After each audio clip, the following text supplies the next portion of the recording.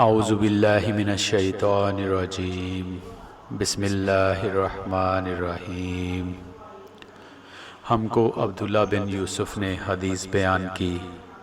ان کو مالک نے حشام بن عروہ کی روایت سے خبر دی،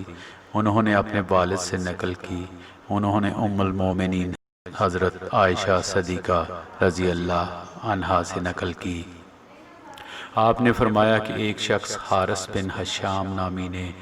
حضرت صلی اللہ علیہ وسلم سے سوال کیا تھا کہ یا رسول اللہ، آپ پر وحی کیسے نازل ہوتی ہے؟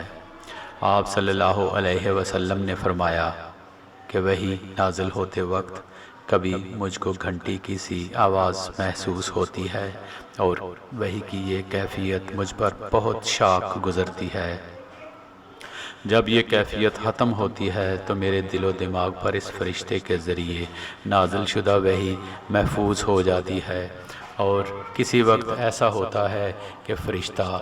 بشکل انسان میرے پاس آتا ہے اور مجھ سے کلام کرتا ہے، پس میں اس کا کہا ہوا یاد رکھ لیتا ہوں۔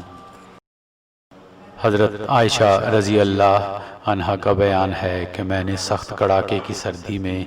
حضرت صلی اللہ علیہ وسلم کو دیکھا ہے کہ آپ صلی اللہ علیہ وسلم پر وحی نازل ہوئی، اور جب اس کا سلسلہ موقوف ہوا تو آپ صلی اللہ علیہ وسلم کی پیشانی پسینے سے شرابور تھی۔